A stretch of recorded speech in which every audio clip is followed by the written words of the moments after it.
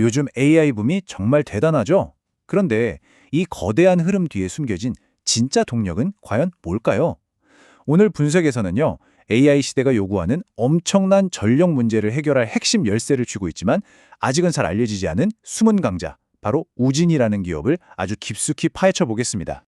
자, 그럼 바로 본론으로 들어가서 좀 흥미로운 질문 하나 던져볼게요. 인공지능하고 원자력 발전, 이 둘 전혀 상관없어 보이는데 과연 무슨 공통점이 있을까요? 정답은 바로 이겁니다. 어마어마한 전력 수요. AI와 데이터 센터가 폭발적으로 늘어나면서 우리가 상상하는 것 이상으로 전기를 필요로 하고 있어요. 거의 전기를 먹는 하마라고 할 수 있죠. 근데 여기서 정말 중요한 건 이 전기가 그냥 전기가 아니라는 거예요. 탄소 배출이 없어야 하고 또 1년 365일 24시간 내내 단 한순간도 끊기면 안 되는 그런 안정적인 전기여야만 합니다. 바로 이 지점에서 원자력 에너지가 다시 화려하게 부활하고 있는 겁니다. 이른바 원전 르네상스 시대가 열리고 있는 거죠. 좋아요. 원자력의 대안인 건 알겠는데 그럼 이런 생각 드시죠? 그 위험하다는 원자로 그것도 그 가장 뜨거운 심장부를 도대체 어떻게 안전하게 감시할 수 있을까요? 이건 정말 핵심적인 기술 문제거든요. 바로 이 결정적인 질문에 대한 해답을 오늘 우리가 살펴볼 기업 우진이 가지고 있습니다.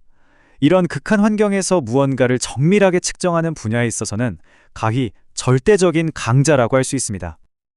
자, 지금부터 우진이 왜 그렇게 특별한지 그 비밀을 파헤치러 원자로의 가장 깊숙한 곳, 바로 신경센터 안으로 함께 들어가 보시죠. 우진의 핵심 기술은 바로 이겁니다. 논의 핵계측기, 줄여서 ICI라고 부르는데요. 이걸 아주 쉽게 설명하면 원자로의 건강 상태를 실시간으로 체크하는 생체 신호 모니터 같은 거예요.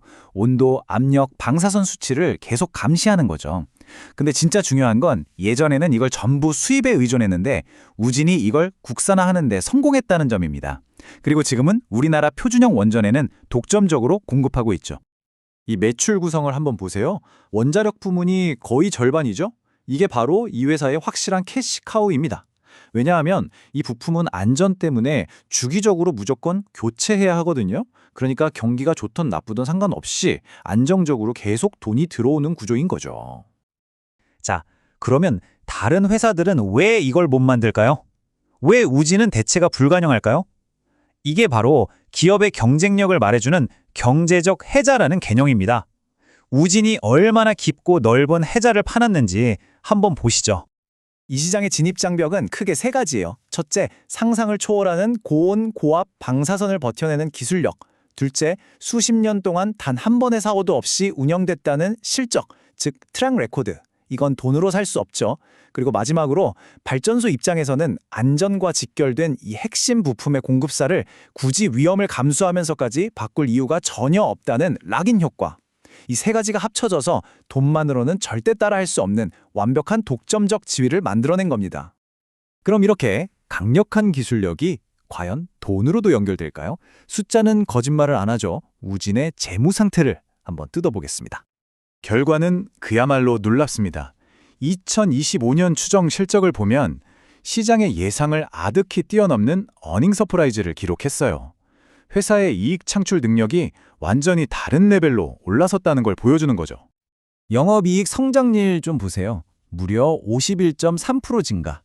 독점 공급자만이 가질 수 있는 강력한 가격 협상력이 제대로 발휘된 결과라고 볼 수 있습니다. 순이익은 더합니다. 57% 이상 폭증했어요. 버는 것도 잘 버는데 남는 건 더 많이 남는다는 거죠. 아주 강력한 수익성입니다. 그런데 제가 진짜 감탄한 부분은 이겁니다. 이렇게 폭발적으로 성장하는데 회사는 거의 빚이 없어요. 부채 비율이 19%에 불과합니다. 이건 사실상 무차입 경영을 하는 초우량 기업이라고 봐야죠. 자, 이 표를 보시면 더 재밌는 사실을 알 수 있어요.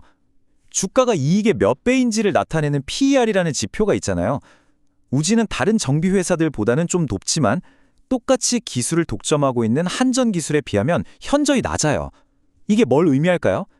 시장이 아직 우진의 이 독점적인 가치를 주가에 100% 반영하지 않고 있을 수도 있다는 강력한 신호가 될 수 있습니다.